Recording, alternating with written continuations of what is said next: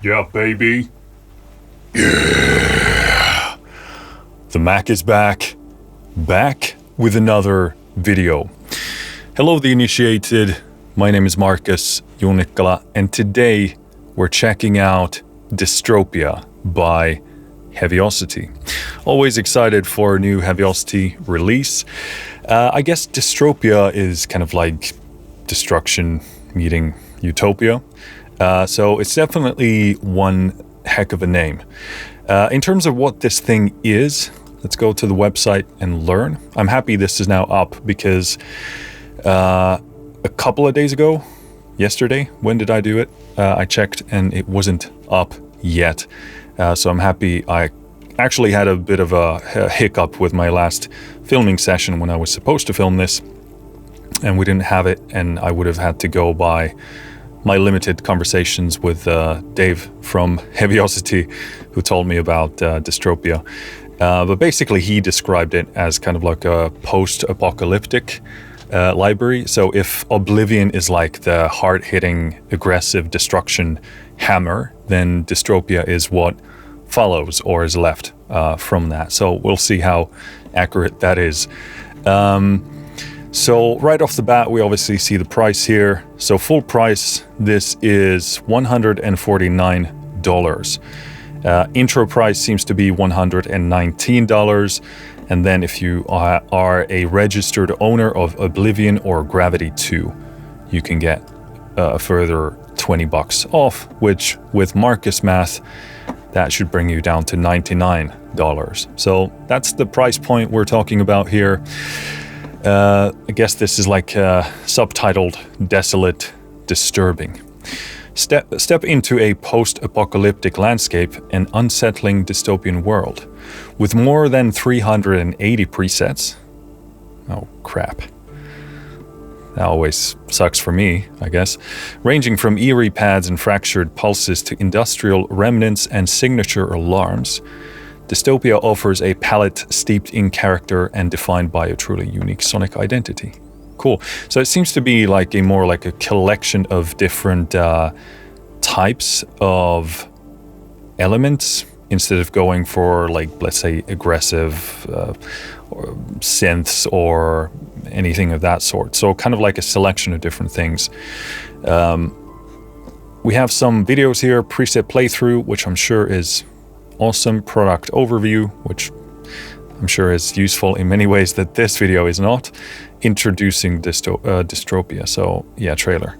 Go check those out if and when you want more information. So basically they do touch on some of the content here. Collection of unique analog synths, recordings, or I should say rather sources. Analog synths, recordings, and instruments twisted through experimental processing. Cool. And we have some more menus here, but I don't think this is gonna be super useful for this video. The sounds of the aftermath. Nice. Your go-to tool for scoring, I thought it said dead, but dread, decay, and desolation. It sounds like Palpatine from Star Wars. Scoring dread, decay, and desolation, my young Jedi. Raw, emotive, and uniquely human, Dystropia is hyper-focused on providing the gritty, character-driven textures and sounds for scoring the end of the world, young Jedi. Cool. Alarming frameworks heighten the moments of dread. I don't need any more of that in my life. I got pretty heightened moments of dread already. With the signature repeating alarms, swells, deep dives, and stings. Okay, cool. Yeah, so this definitely seems more like a kit of things rather than, again, just one thing. These sounds cut through the mix like a warning siren, perfect for adding suspense and tension. Nice. Dystropia is housed in our most powerful and intuitive sound design engine to date.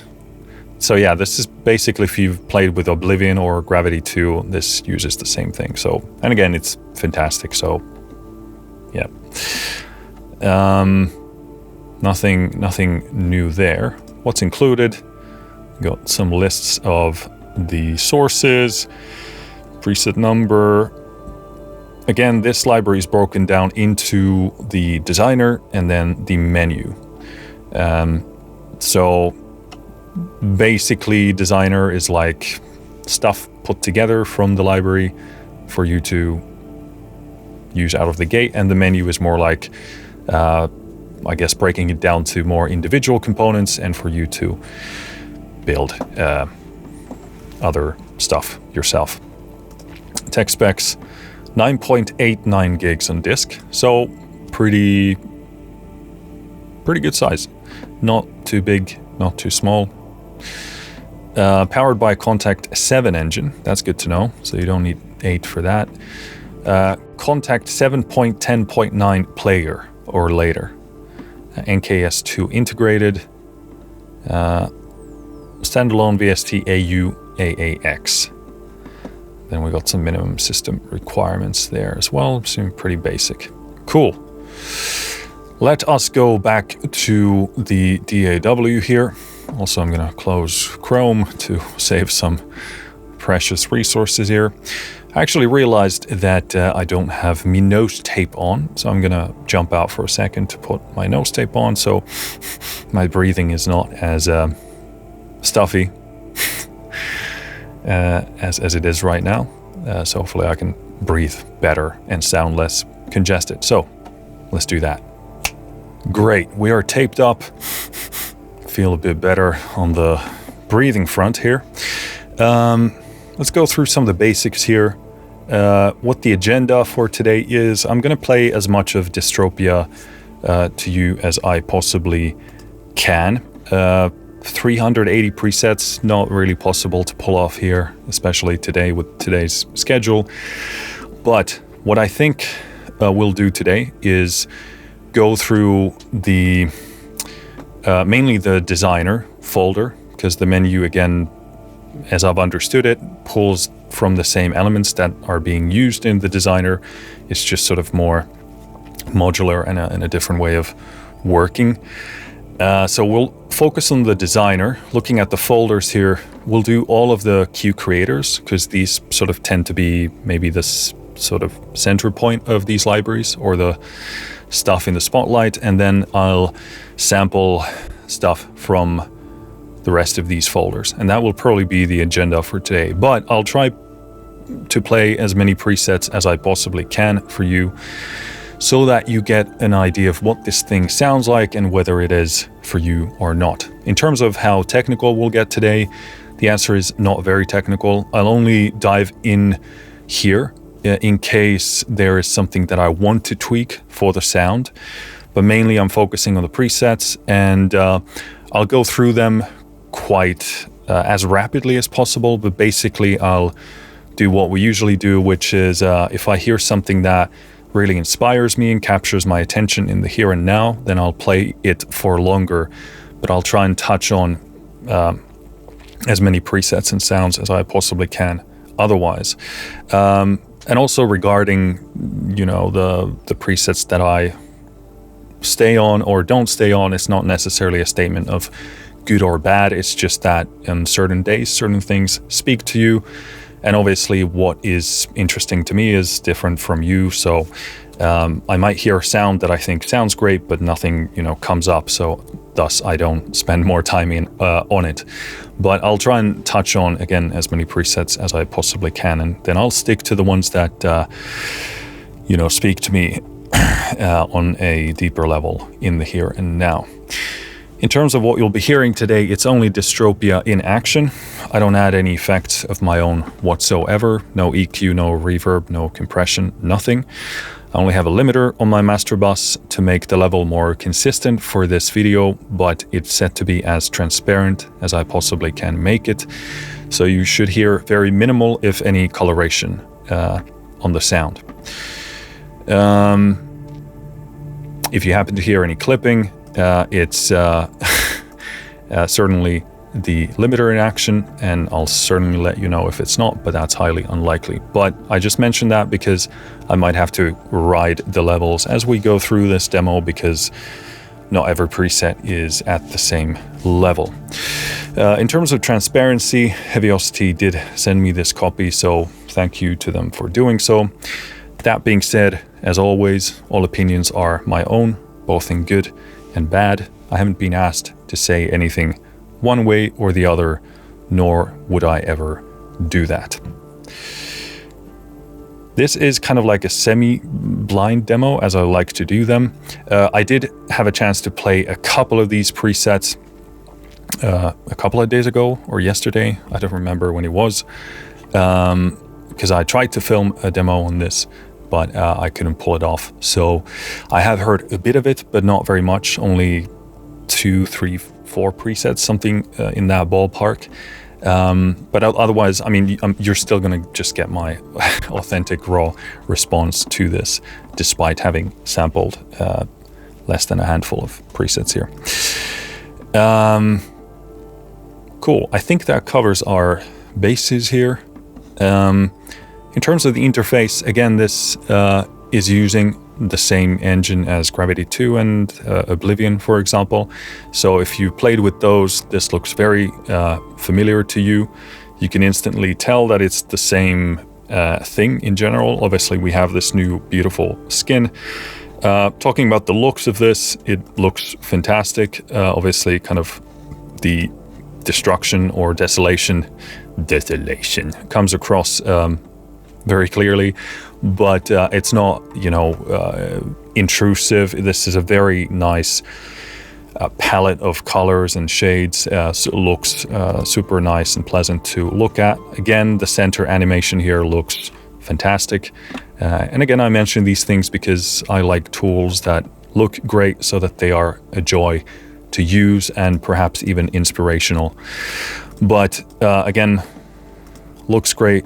In terms of the general layout of this engine or this instrument, down here in the bottom, you got these 6 different boxes which give you the main menus. So you got macro page, which basically gives you an overview of the 3 different sound source layers.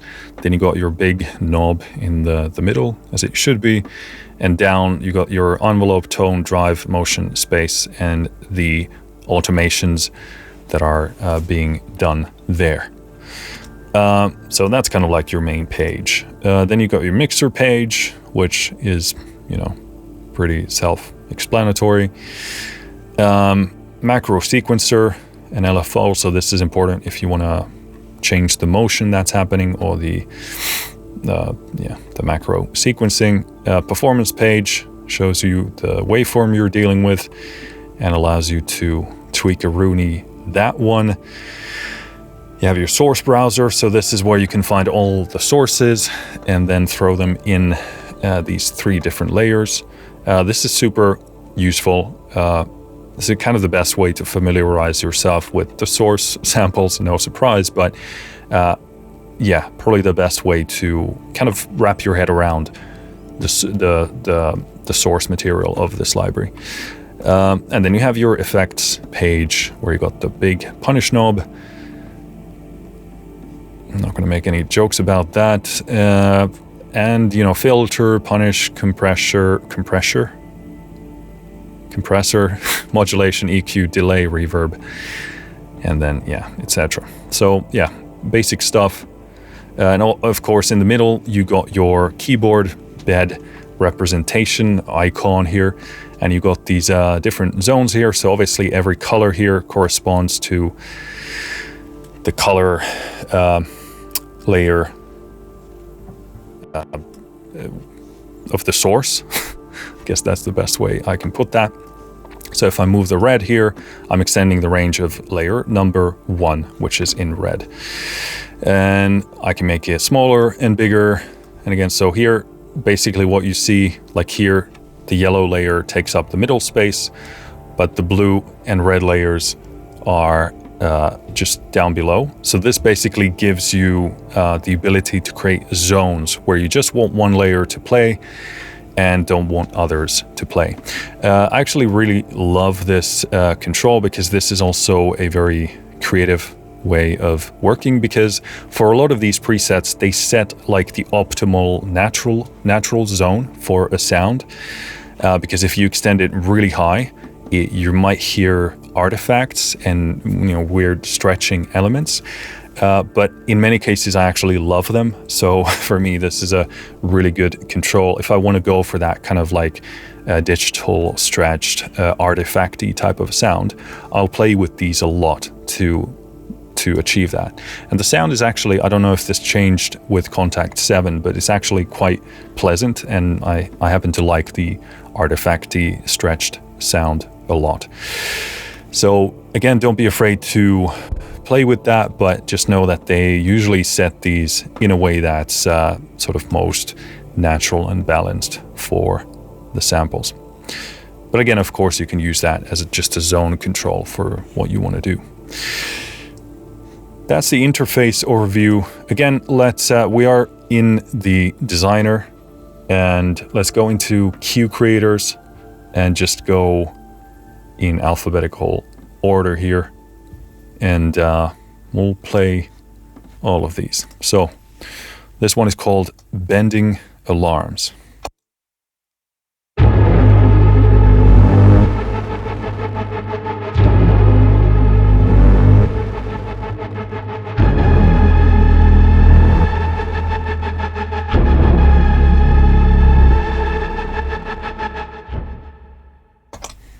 So that's kind of like a big desolation starter.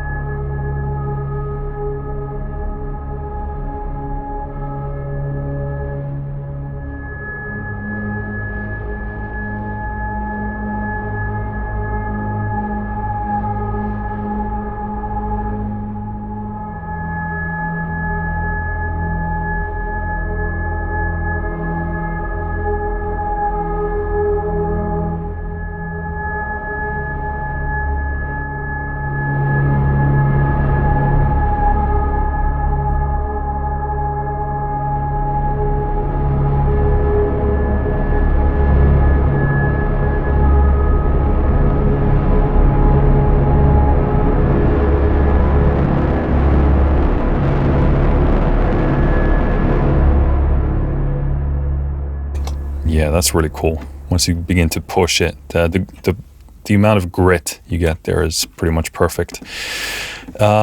Very nice. This is kind of like nicely subtle but gritty. This one is called Bypass.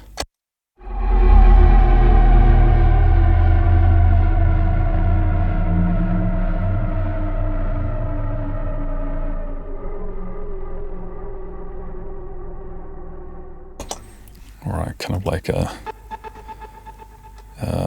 sound design atmosphere builder. Call to action.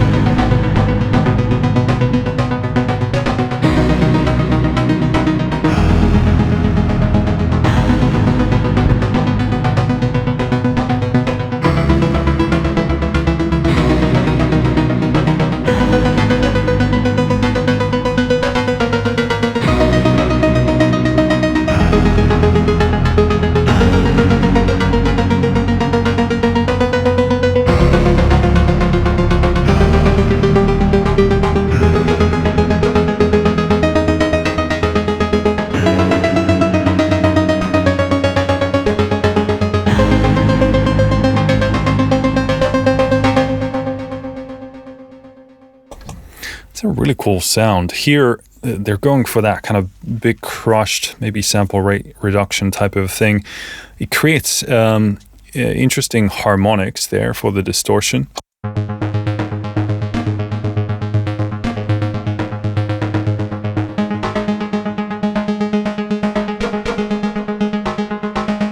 You can hear those kind of like offshooting notes. So it creates interesting, I mean, you definitely need to take that into account when building harmony, because it's going to obviously affect your perceived harmony, but really cool sound. It kind of dances between the not atonality and tonality, but interesting harmonics can really I'd say extend the perception of harmony in many cases. Obviously, it depends on how subtle it is. There, I wouldn't say it's closer to more apparent than subtle, but this one is called Creepy Entry.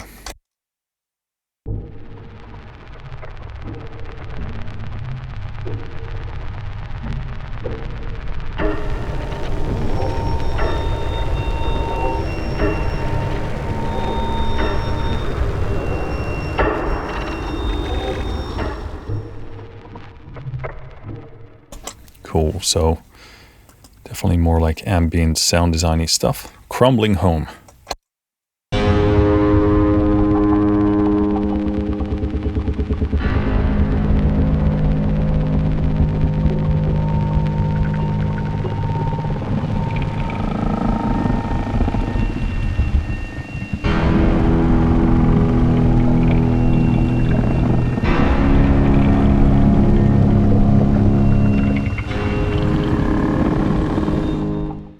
Very nice sound design, ambient atmospheric elements. Kind of reminds me of kind of like post-apocalyptic cowboy sounding stuff. Crying Ivory Strings.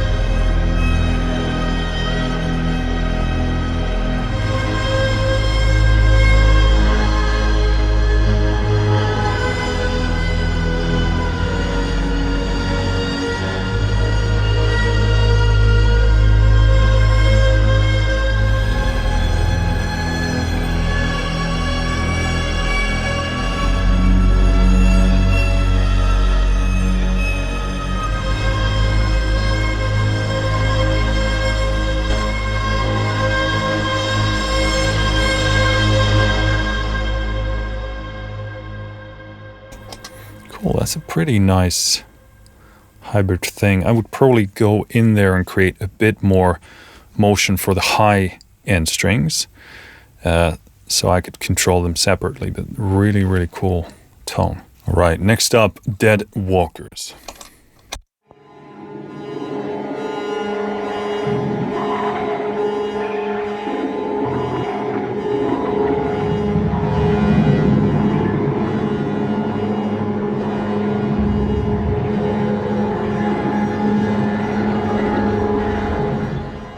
Yeah, that's disturbing. Yeah, definitely sounds like there's a human gnawing zombie element there. So very, very disturbing.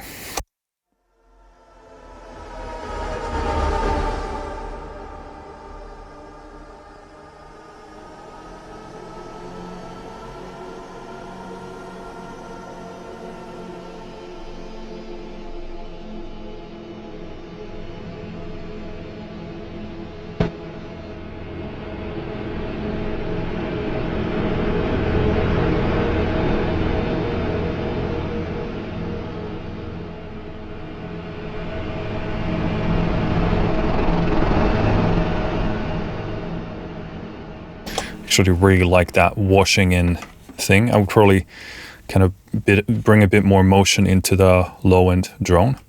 I really like that build up. You could do some really disturbing back and forth type of stuff with that. Dystopian Age.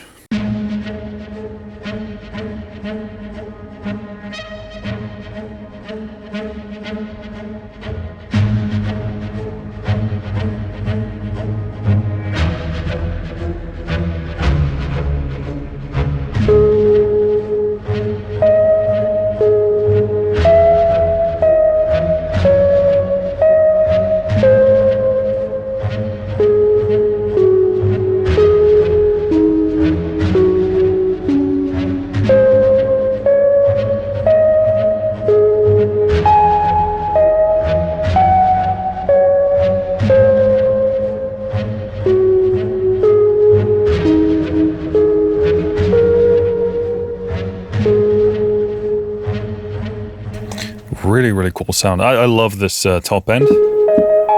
Like a very simple, broken melody builder thing. Love this sequence here as well. Has super interesting harmonics there on the distortion.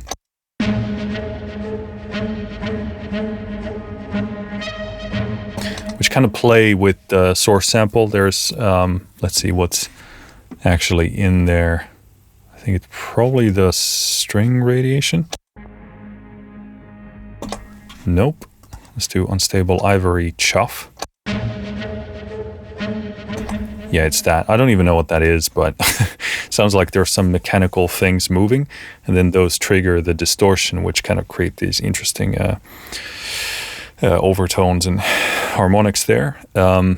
Really cool. The only thing is that I can't quite hit the sequence of that to land like very precisely. The beauty of it is that it's a bit sort of shaky and moves around, but can be kind of difficult to land on the exact beat when you're playing. Obviously, you can then put that in your sequencer and quantize and then shift things around, but just for the sake of playing here, demonstration, it's kind of like a bit challenging. Very cool. Enigma of Anxiety.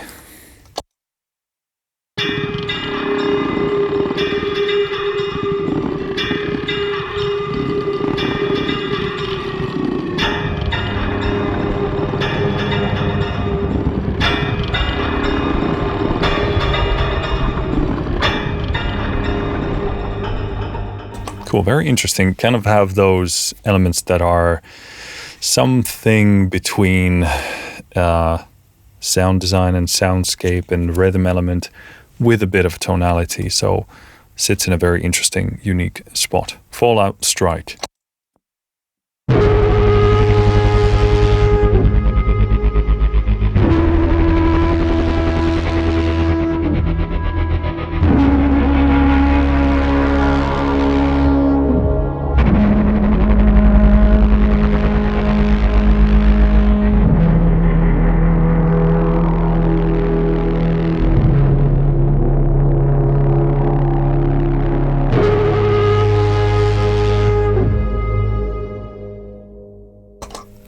Very cool alarm type of stuff. Flat spin.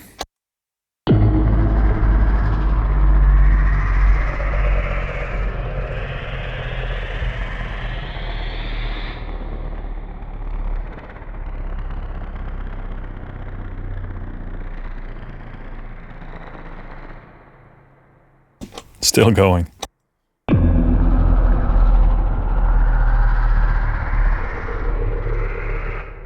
Yeah, a lot of this is very interesting stuff because they are kind of like those kind of hits and stings and risers and stuff. But it's what is it that's different about it? It's definitely more sort of sound designy, definitely more ambient in many ways. It has this vision behind it. It's definitely catering for this post-apocalyptic dystopian sound. Gradual dread.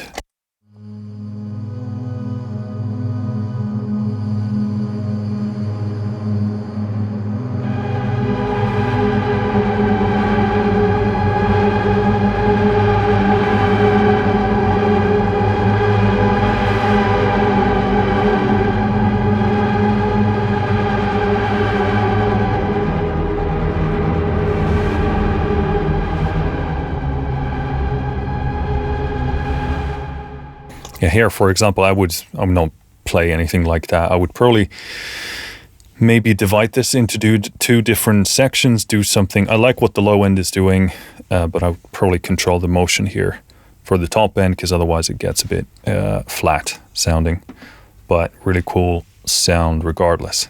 It Stings.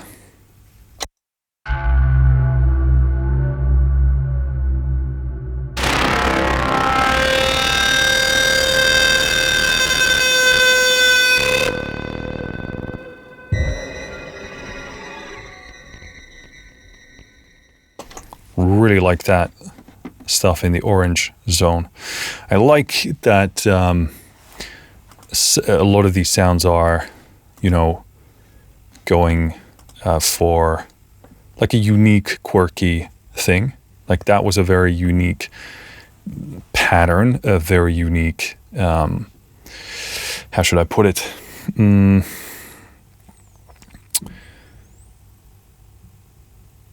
Yeah, just kind of like a wilder pattern. So I like that. Not playing just the safe card, but actually going for interesting, unique sounds.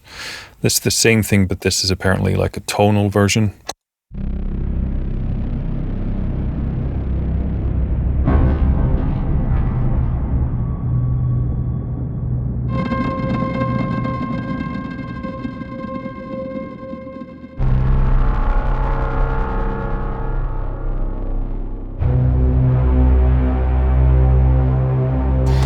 I see. So interesting. This one is using the kind of the gravity approach in many cases. So the red zone here gives you the key you're playing.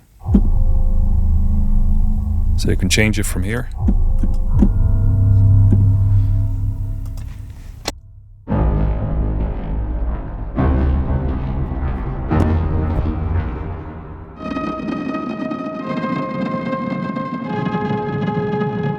Probably not the best thing to play a major chord there, but you get the idea. Red zone controls the pitch, and each of these zones give you like a different set of sounds. So this is actually not just like one preset, but it's actually a preset containing a bunch of different elements here that you can then pitch. Let me actually play a few of these.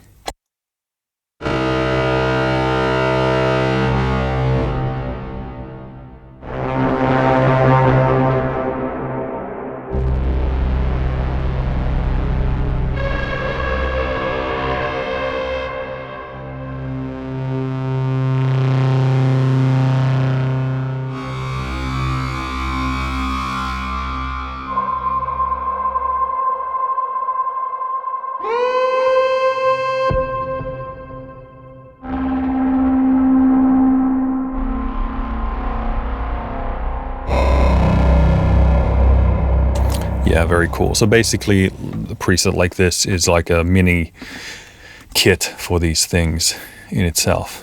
These seem to be swells.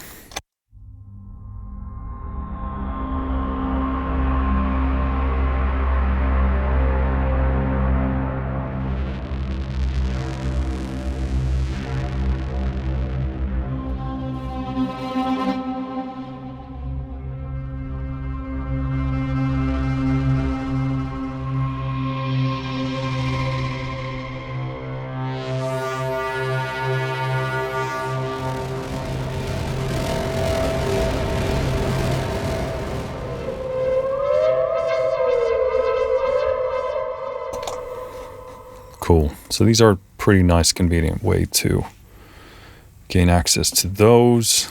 Lone Survivor.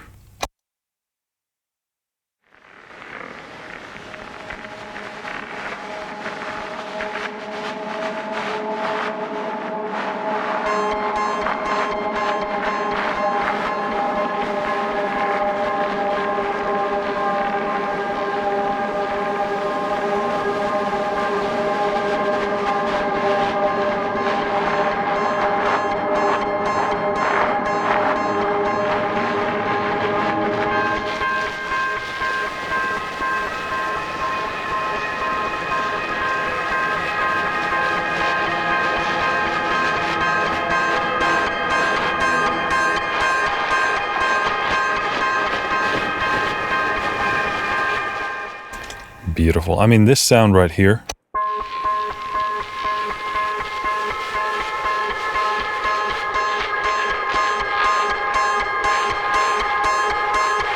I mean, especially that top end of the alarm is just spot on. Absolutely beautiful.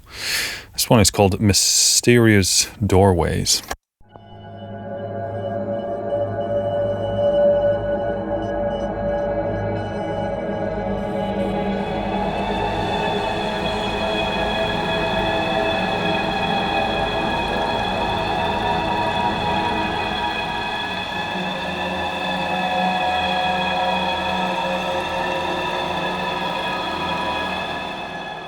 Yeah, very cool. Loving that top end. That has the perfect amount of disturbance and mystery to that. Reactor Meltdown Riser.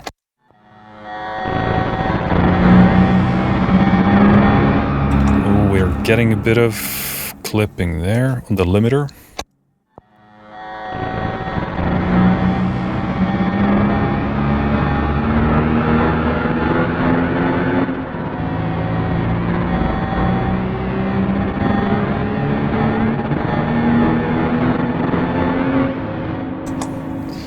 Cool. The thing is looping. Rhythmic arpeggio.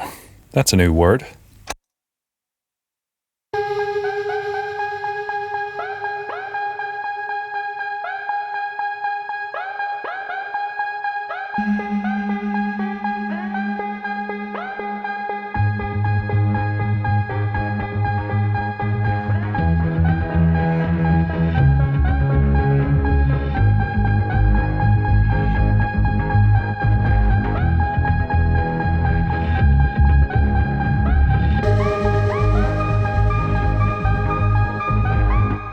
Wait, what happens there with the tempo?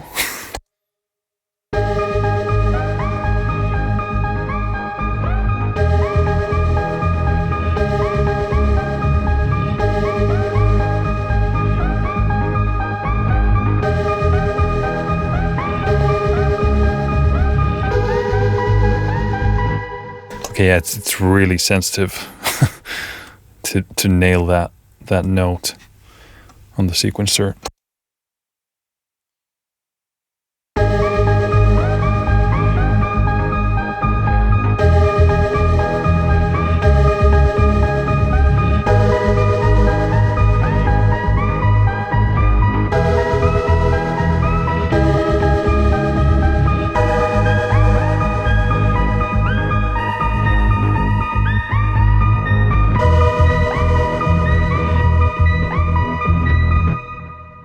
Yeah, it's really tough for me to land the note so that the sequencing stays in rhythm. But I mean, beautiful, beautiful sound there. Let me try one more time.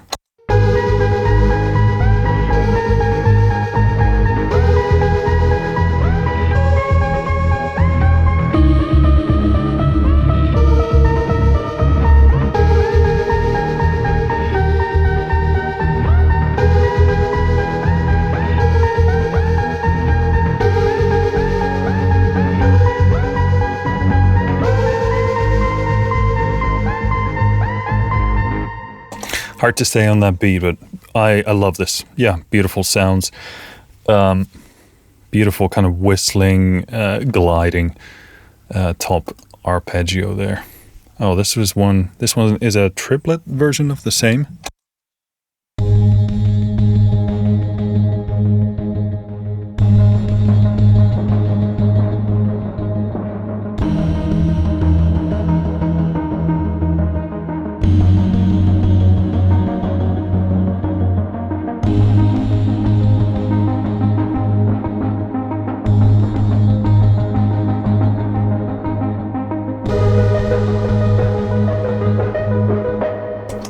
That was very off.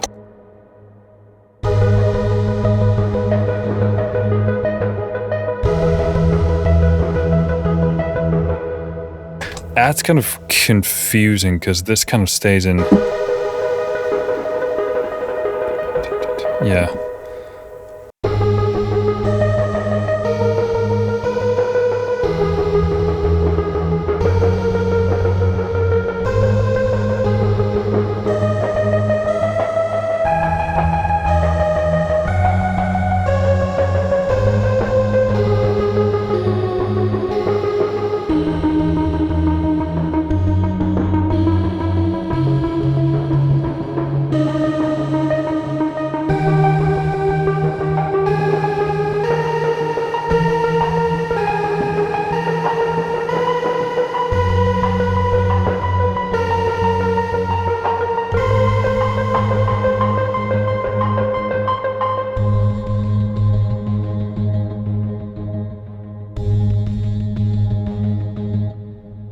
Yeah, really liking this. This lead, arpeggiated thing. It's beautiful. Rising Utter Chaos.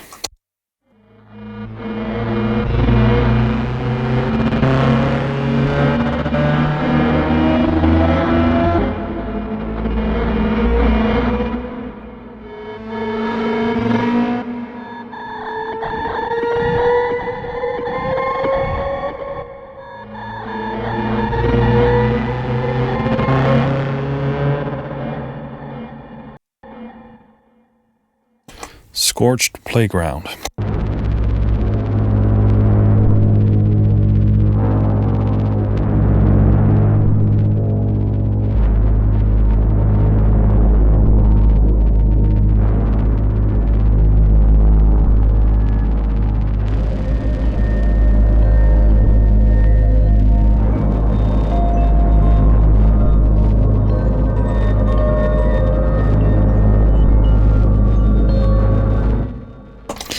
Yep, definitely sad and eerie.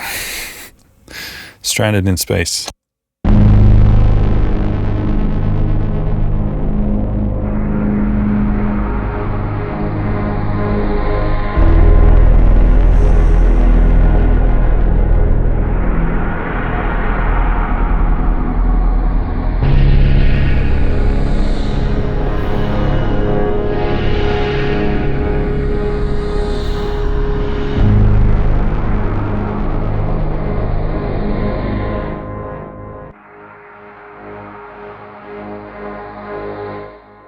Yeah, definitely enjoying those kind of desolate space vibes whenever. That low end could be used for any kind of like ominous, broken building stuff. Swing Set on Fire.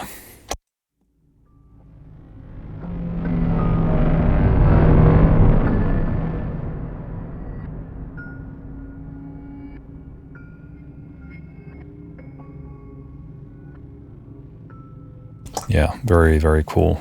I mean, all of the elements there, brilliant. Music box, beautifully eerie and scary.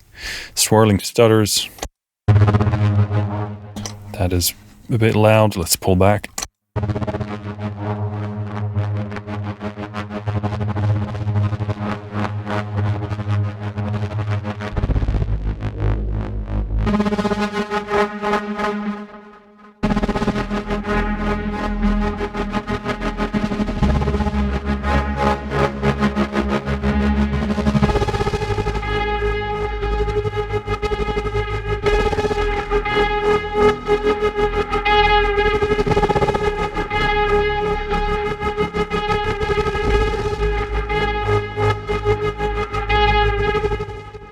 Very cool. I love how the top end begins to kind of bloom against the distortion there. Very, very nice.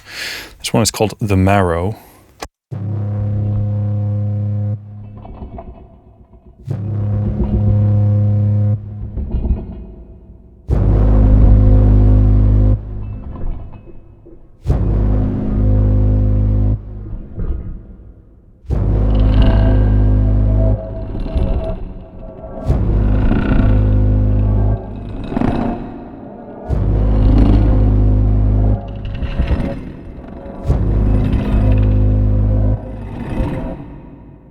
Absolutely stunning. This is like a S-tier sound. I mean, first of all,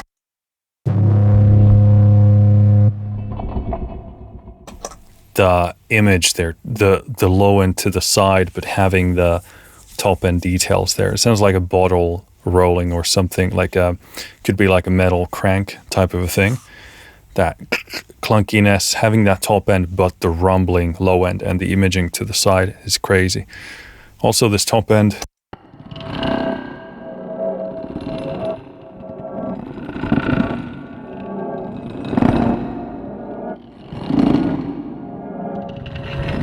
beautiful imaging, lovely kind of a raspier textures to the side, and also this holographic center that's very, very nicely done. The Old Opera House.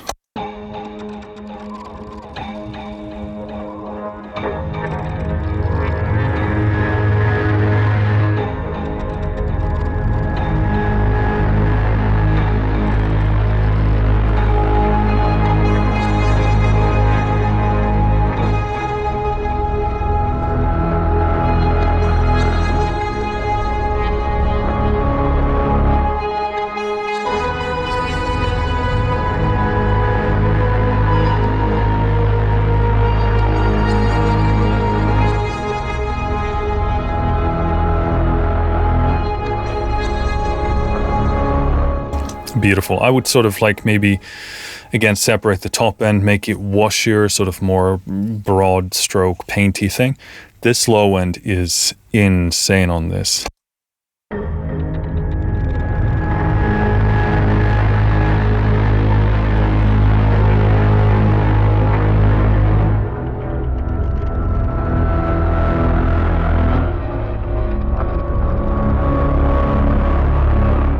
Yeah, beautiful thickness, rumble, and then this grit on top. Tripling down.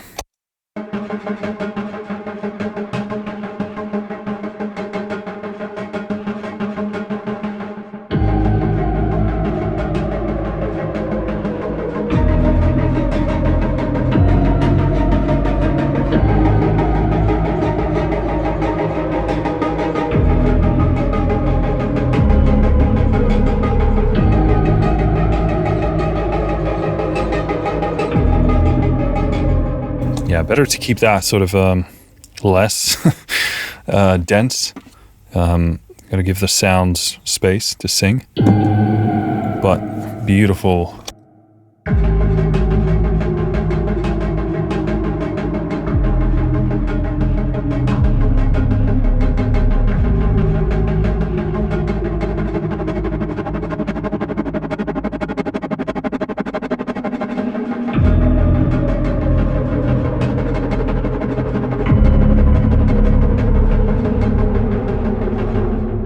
Yeah, beautiful how you have that pitching element coming down from there. That's why you need to space. That's why you need the space. Otherwise, it's not detectable. Uncertain chaos.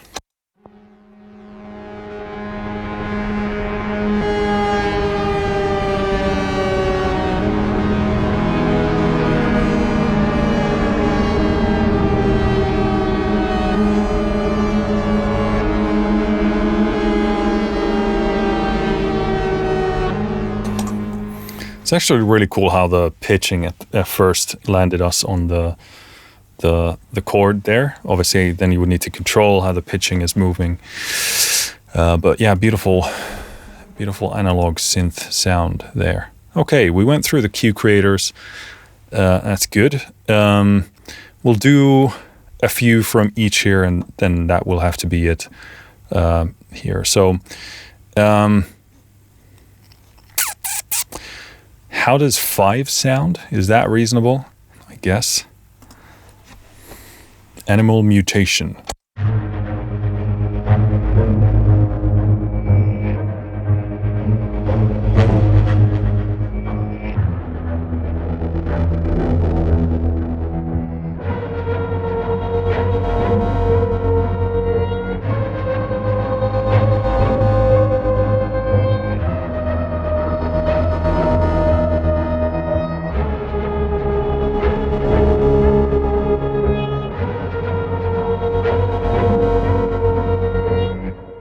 Very cool sound, because a lot of these elements are sort of, they're more implying things rather than stating something. Again, that it does have the way that comes together, has that animalistic edge. Sounds like something is kind of whining or maybe even woofing in the distance, and that kind of uneven sense creates that feeling. Broadcast emergency.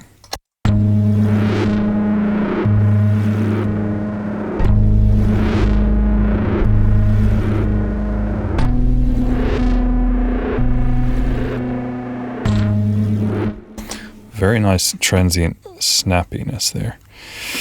Cyber warfare.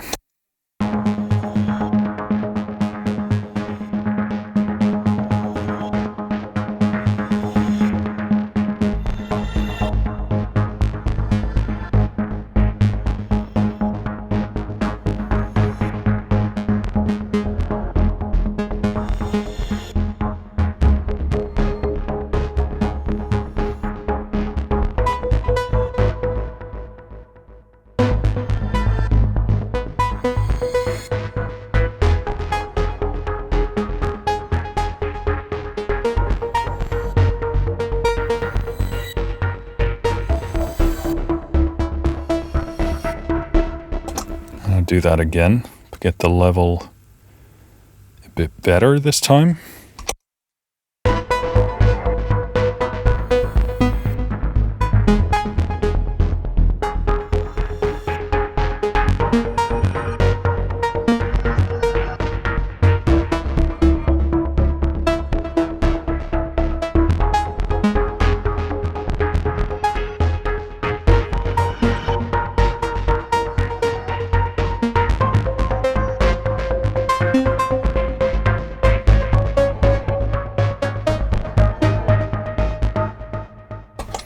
Very cool sound. Always love that kind of stuff. So it's always good for me. In Transit.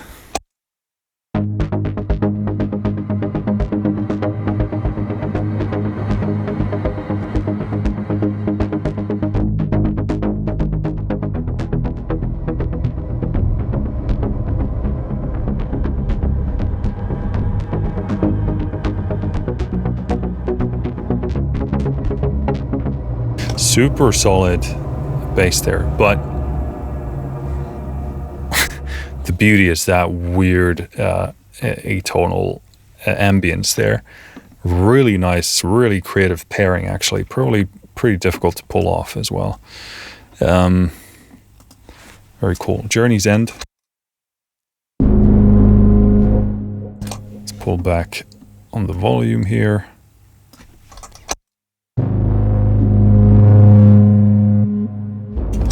Accidentally pushed it up.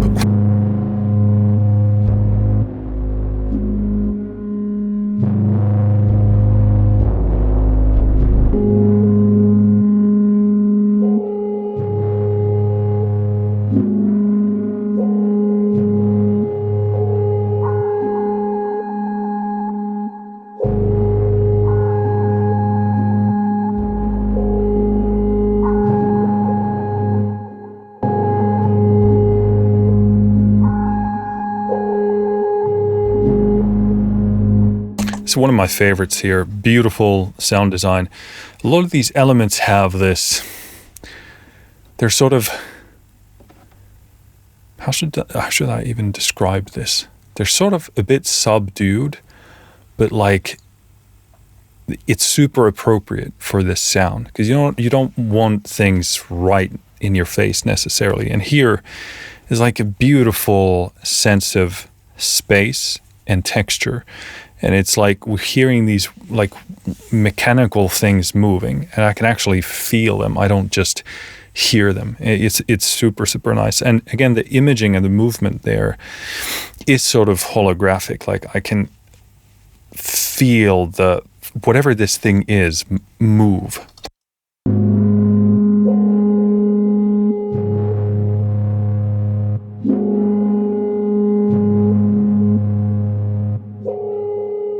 You know, like that, it's like you have that analog alarm that is sort of firing up, has this beautiful visceral quality to it. It's like, you know, blooming into existence.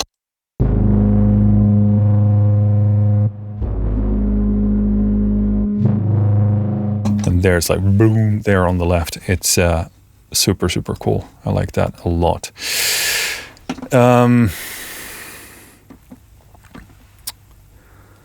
Let's do Payload Transfer.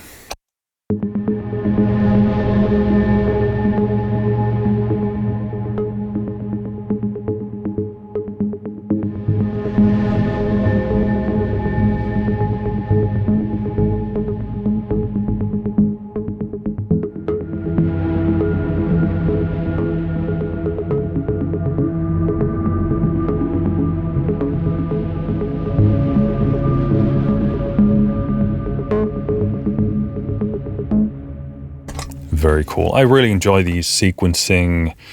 These sort of have like even like a cyber punkish vibe to them. I really, really like that. So this would definitely cater to that style as well. Wandering Ghosts.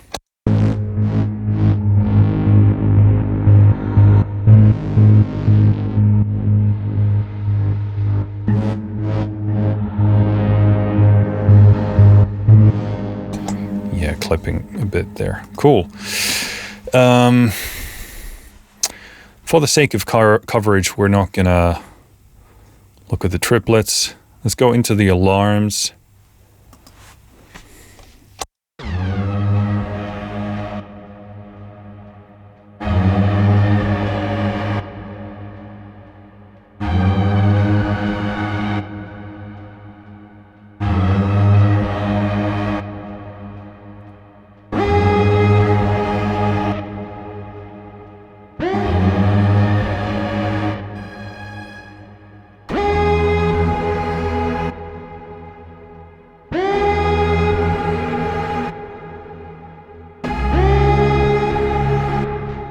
It's actually really, really good. I love how the macro sequencing here is creating that sense of movement and even like in a sense pitch change as well.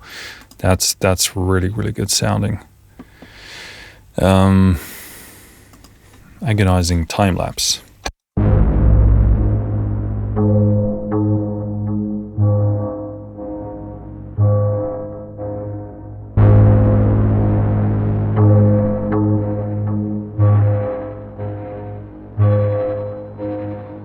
Again, yeah, the whatever that is, kind of like mechanical analog thing there. There's that kind of quality that you have to capture in sample form. It has this beautiful, haunting organicness to it, but at the same time, it is electronic. It is mechanical, so it has this beautiful tone to it. That's really, really difficult to do otherwise. Fogged in.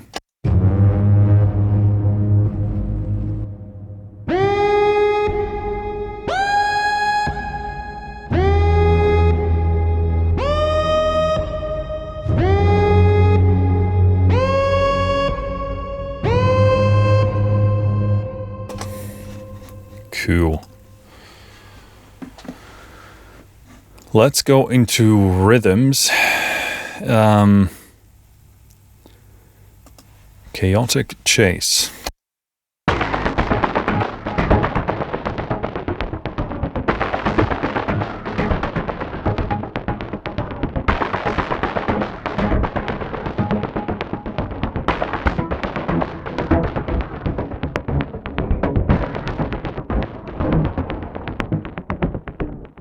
That's a really good sound when you want to have like a rhythmic element there, but you don't want to eat all of your low end. It's going to be really good for that. Hacking the Mainframe. Pretty sure Gravity 2 has a preset with this name. Pretty sure.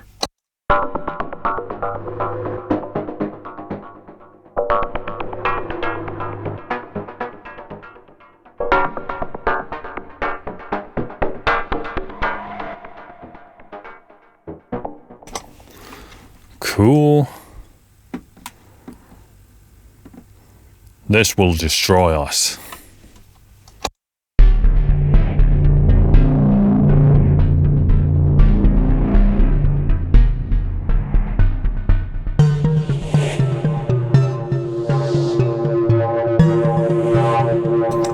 All right. Let's go into pads. This will be interesting. We'll start with Tonal. This one is called A New Hope.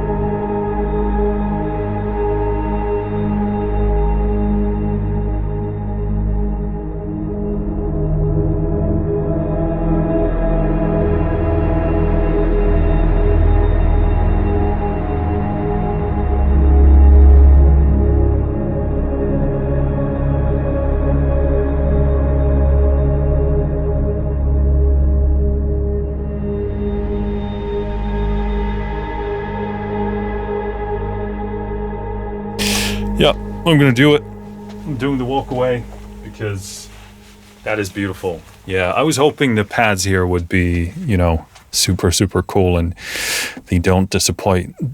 Just don't disappoint. That's absolutely, absolutely beautiful. Coordinate transmission.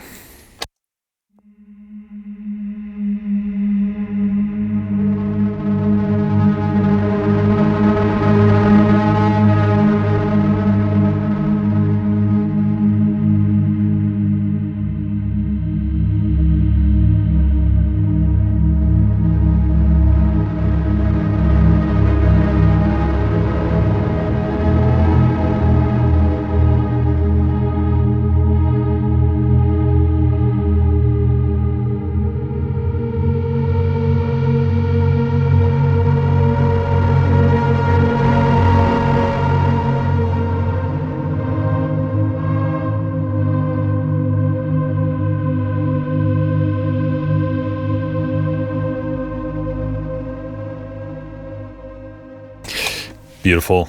Doing it again. This is these are really, really good. I love how there's a very analog vintage feel to them, because you have that slight pitch shift, but it's very slight. I love how it kind of enriches the harmony even there, because it's brings beautiful shifting into that, but it's subtle enough that it doesn't actually disrupt the tonality there. Dark matter.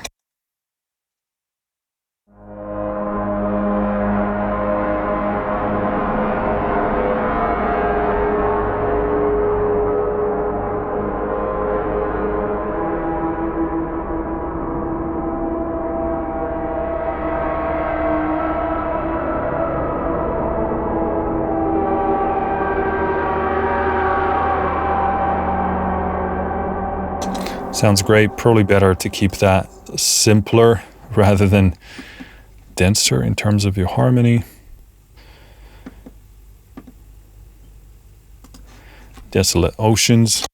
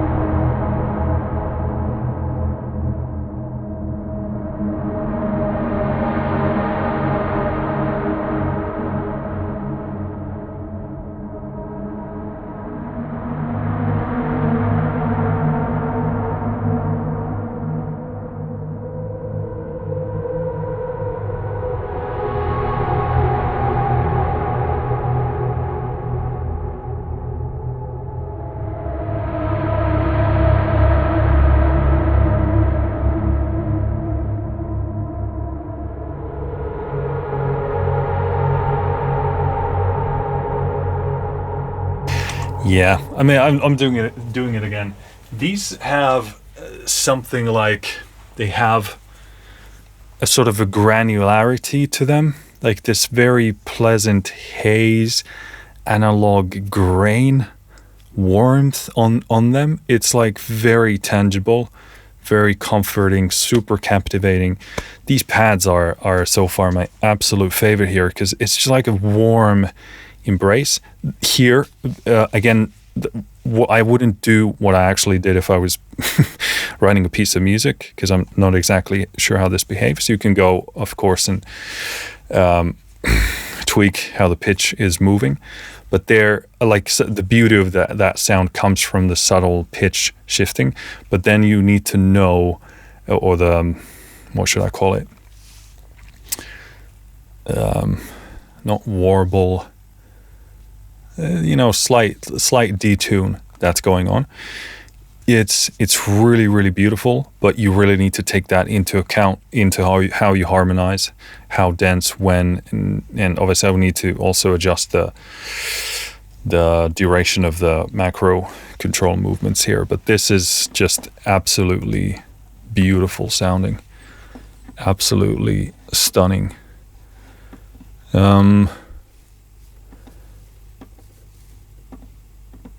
Film Degradation. We got to play this because I mentioned the film Grain already, so...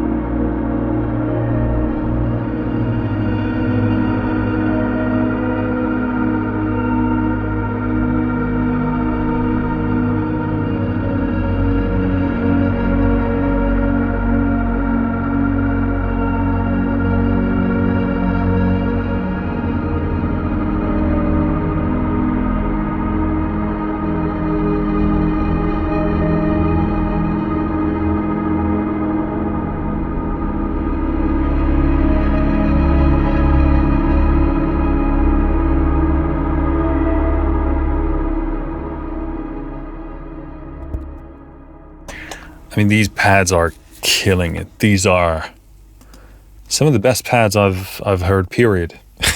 in obviously they have a certain style, but they're just beautifully warm, evocative, super like ambient builders. Obviously these cater to my melancholic soul for sure, but wow, like these have beautiful qualities. Again, the subtle, the detuning, the subtle pitch moving, they're kind of the sparky top end of that. Kind of sounds like a bit of a combination of some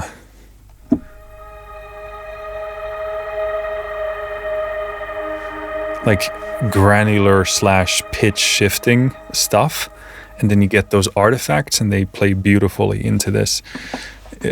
Yeah, stupid good. Hidden voices.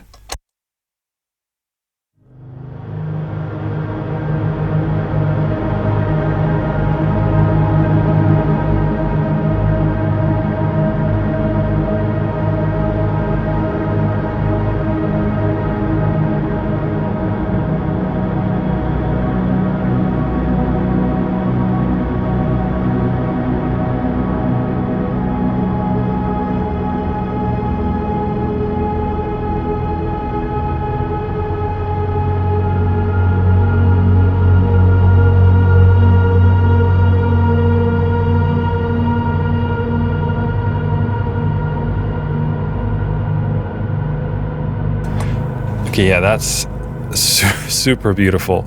It is crazy how immense these are. They're huge cinematically and atmospherically, but sort of very subtle and subdued and nuanced in the what is it even? In the specifics, I guess. I want to just pull down the limiter a bit because this clip's a lot easier. I want to play again, because this to me just sounds stunning.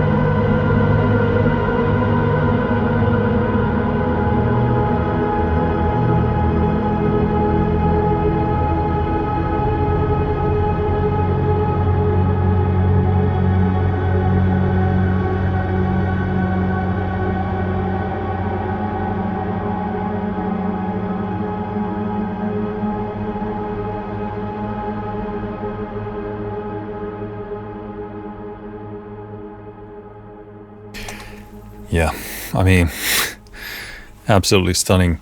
I would have genuinely cried if I wasn't filming. And even when I was, there was a couple of tears there.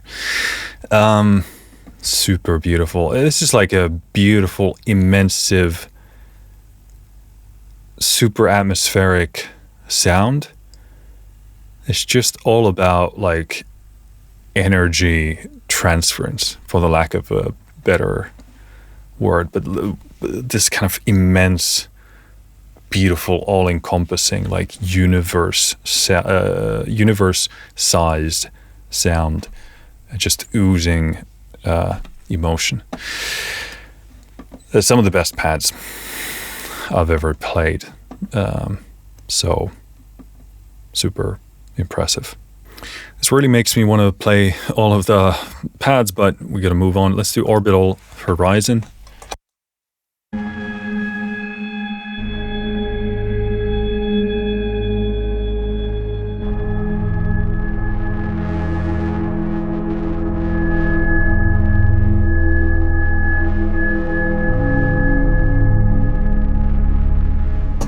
Beautiful distorted grit on the edge of that.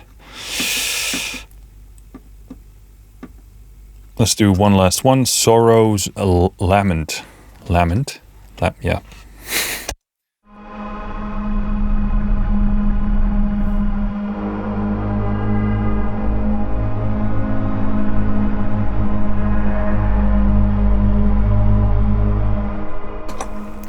Cool.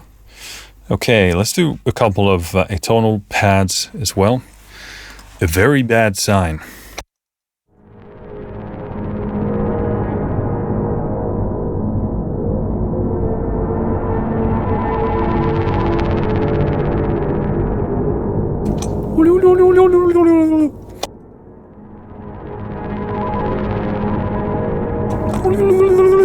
I'm sorry about that. I couldn't resist. Cool. Disconnected.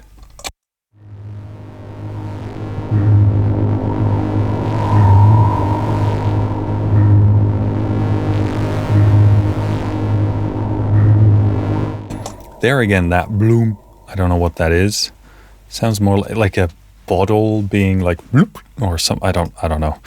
Glass, watery stuff.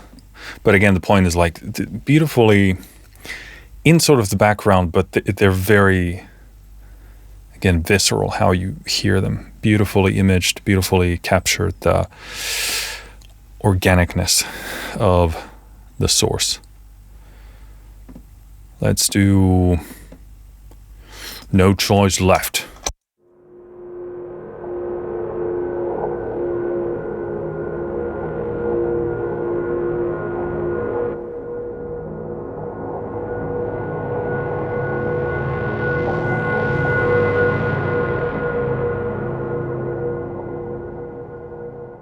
Very cool. Going to be excellent for a lot of sound design, world building, ambience. Let's do This Is Ugly.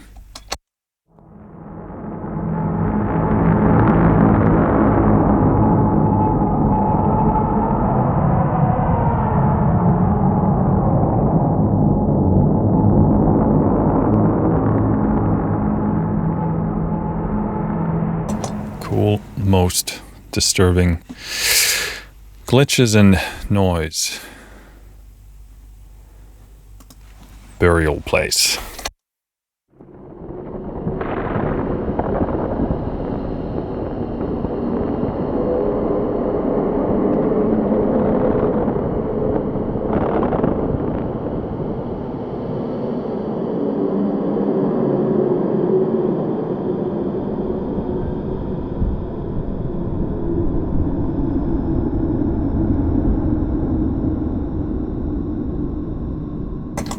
Okay.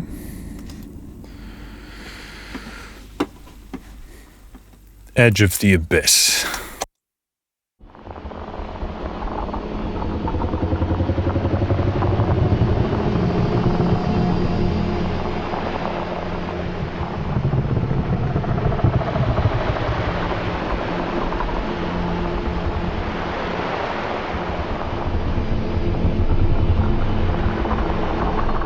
Yeah, that low end rising and lowering sound is incredible. Kind of sounds like in a lot of movies when you're in like the hull of a ship and it's creaking and things are shifting. That's what they often use for that. It sounds incredible, like tangibility coming out of the speakers. Let's do radio chatter.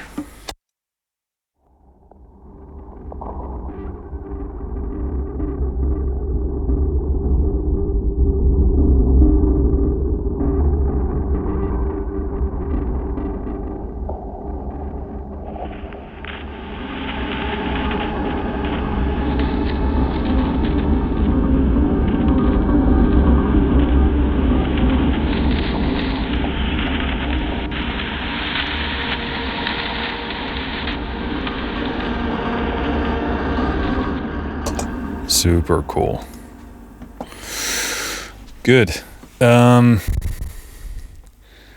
we have something called melodic decaying and melodic sustained. Let's do decayed, faded shoreline.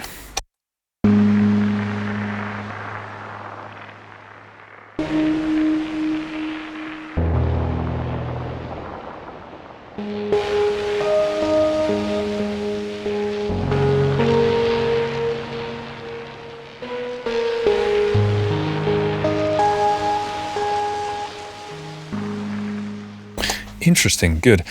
These are sort of as an inclusion. I do apologize for my speaking today because I'm still pretty sleep deprived and I notice it when I'm talking. It's pretty tough to stay on top of things, but and articulate as well as keep up with my thoughts with my mouth. But yeah, these are really good inclusion because oftentimes you're building something and you're hoping for a melodic element, but you probably want to keep it in this genre, in this style, often very simple. You want to just add a tad bit of there and tad bit of here and do these kind of very subtle things, but you want them to have the same atmosphere, tone, be in that same world. So while these might be a bit much to play very kind of densely, as I sort of played a bit more melodically there, these are probably going to be at their best when you use them sparsely in individual points, like very simple melody motifs or like just a couple of notes here and there. So, but as an inclusion, I very much do appreciate this.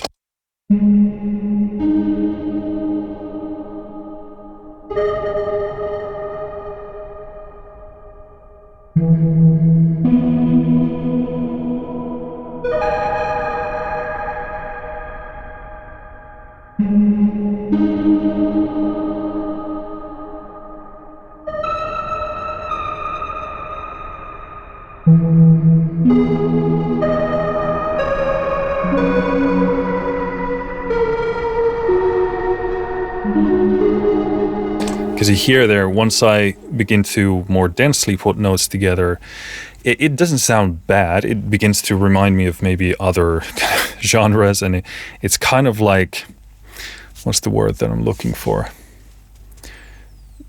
These sounds are so atmospheric. Like this one note has such a big reverb and wash that they're sort of leaning to a more ambient nature and therefore more sparse. So if I put those together a lot, it begins to sound more like a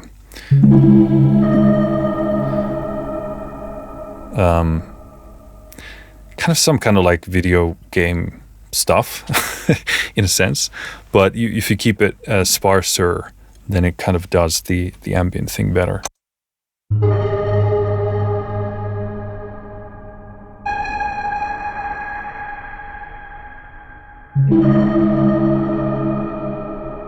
But yeah, really digging this. This is a really smart inclusion for sure.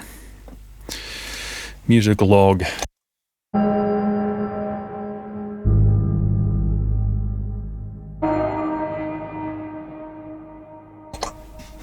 Cool.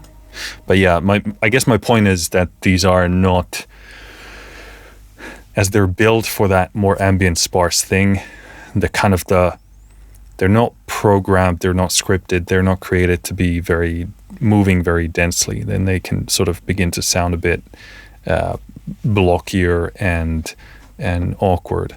But of course, if that suits what you're going for, no issues there. But Promise is Forgotten.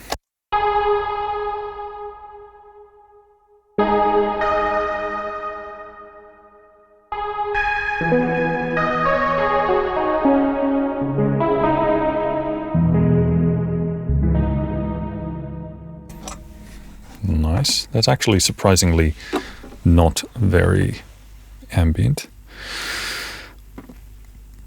Subtle Burning Signs.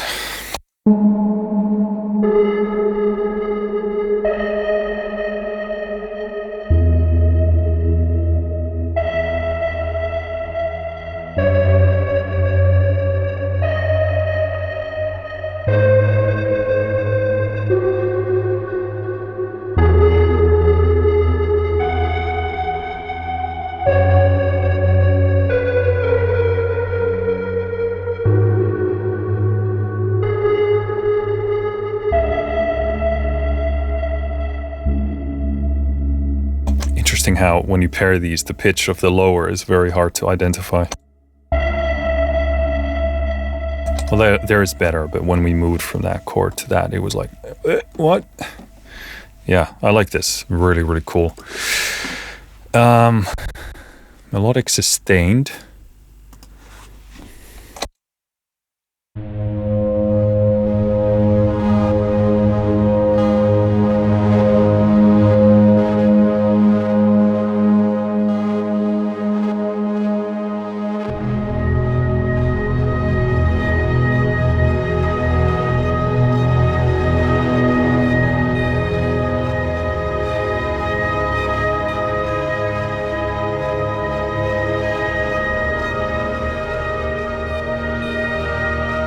Actually really like these. I expected these to be not have this much motion. I thought they were supposed to be like simpler sustains, but these are really cool. Almost like pad-like, but they're not as like cinematic ambient. Bent Starlight.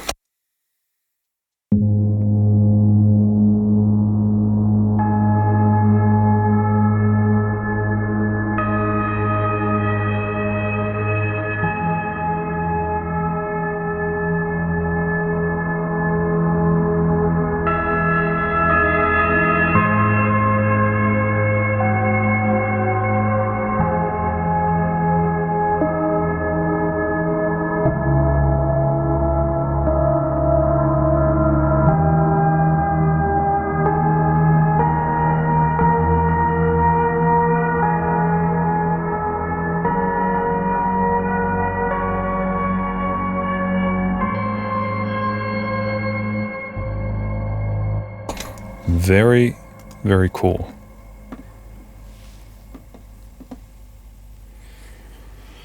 Broken Spirit.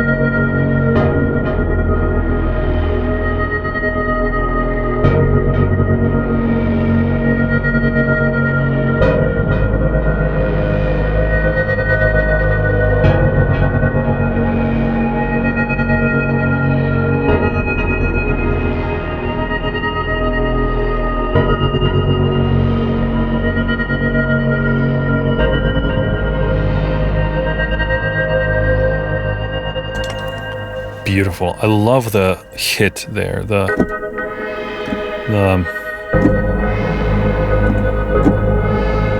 boom. It has, again, beautifully captured that kind of grainy analogness. These are actually really cool. I didn't expect them to have this much motion. So they're kind of melodic sustained. To me, that's kind of like a melodic rhythmic thing. But yeah, very nice. Control rod failure. I know exactly what that's like.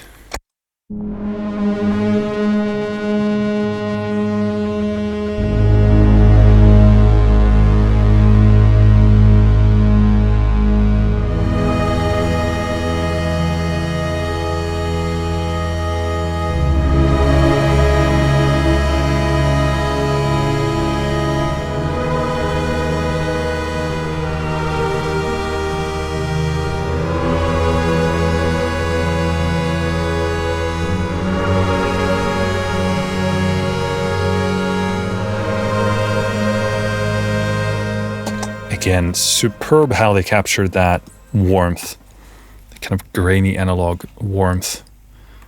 Super cool. Half-Life. But it's not Half-Life 3.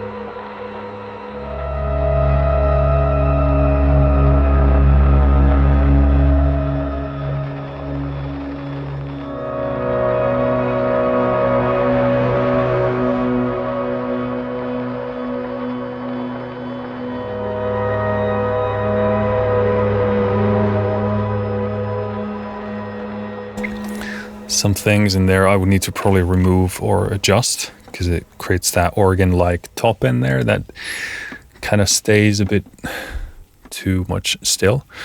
Otherwise, that might be one of my favorite things in here. Beautiful, beautiful sound. Beautiful how you can drive that grit in there. Really, really cool. Let's do one last thing. Tears of Tomorrow.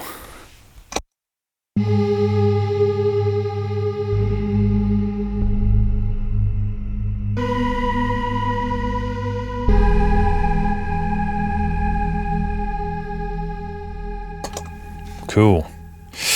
All right, I think that is the end of this demo. Like I said, we're not going to go into the menu thing here today because we just don't have time for that. But hopefully this overview of the designer has been useful. I'm sure this still conveys what this thing sounds like, and we went through at least some of this library in here. So, how to summarize my thoughts on this.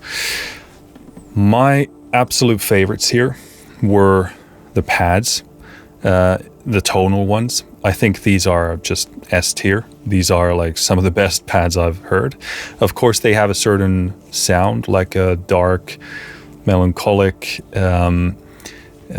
sound to them. What I was crazy impressed is the warmth of them. They have this really pleasant, smooth graininess, like a analog film grain or something, like this warmth that is really, you just kind of feel it.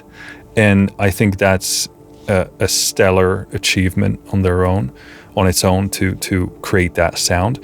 But these pads are like bigger than the universe, just like huge walls of sound, and ambience, but they still like evoke so much emotion. They have those tiny details and nuances that allow you to color the experience in a certain way. But these are just for me like 10 out of 10, and we didn't even play all of them. I just had to sample some of them for this video. So the fact that every one was a hit kind of speaks about the quality here. But these were just insane to me. And yeah, otherwise, I just want to praise, even beyond the pads, I want to praise the warmth and the pleasant graininess and or kind of analog organicness of this, because it's really tangible. So that's kind of my favorite aspect of sound-wise coming out of this thing. Yes, it does the kind of dystopian post-apocalyptic sound really, really well. Another thing that I noticed was the kind of cyberpunk aspect. So some of the more sequenced things, like the pedals and pulses and anything sort of sequencing and using like shorter note stuff, is going to be really good for that kind of world building or music as well. So anything I would, obviously cyberpunk does go for that kind of a darker tone as well. So I'd say anything in that ballpark, this caters really, really well to.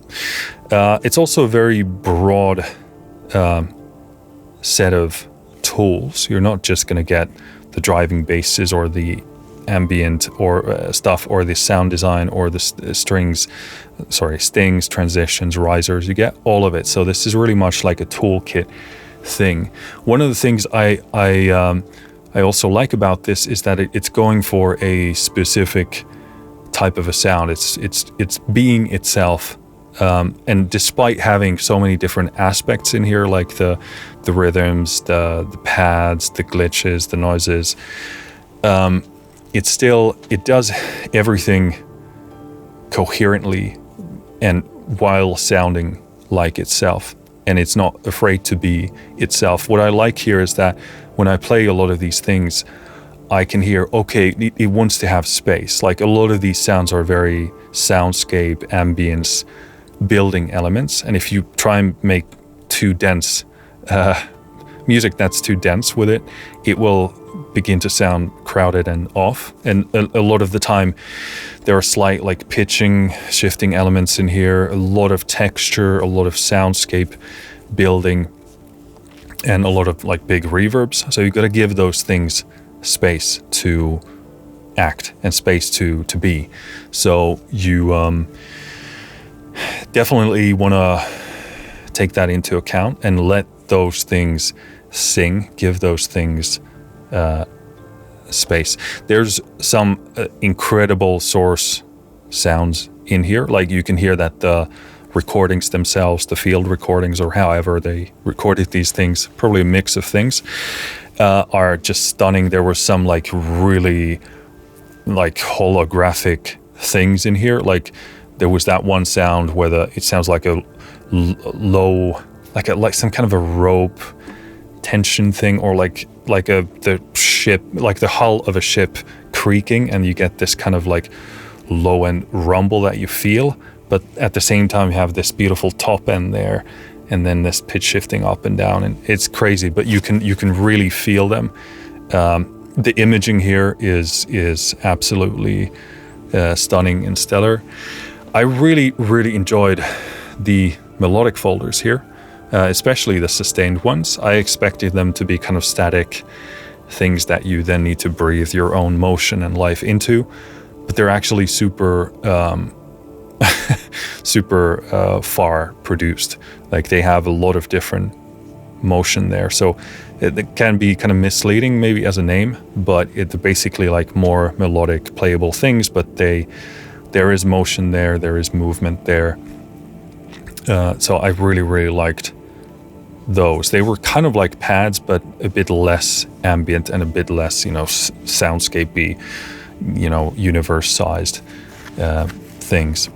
But yeah, this is going to be really great if you want to build any kind of a darker world, any kind of a dark soundscape. It doesn't necessarily have to be of a certain type, like this dystopian dark. It can also, there's a lot of stuff in here that's going to work really well for horror. There's a lot of stuff that's going to work really well for dark ambient, just having like darker tones, but not necessarily like post-apocalyptic necessarily. It really comes down to how you use it, how you voice different whatever you're handling here. So this is like a really good toolkit for any kind of dark soundscape and ambience building. And again, we just kind of sampled a bit of it, and we didn't even go into the menus, and we didn't play absolutely everything here. We left out the triplets entirely due to time. But yeah, so very, very, very cool stuff. I'm just really blown away by those pads. And also any sound that kind of conveyed that analog, pleasant graininess. It's superbly done. But I'm going to put those pads to use very, very soon. They're just S tier for me. So that summarizes my thoughts on this one. This is out today, or I guess it's out already. So some of you probably have this, and if you do, let me know what you think of it. And if you don't, let me know what you think of this video. Well, in any case, you can let me know what you think of this video. But as always, thank you for listening. Thank you for watching. I'll see you next time. Finished.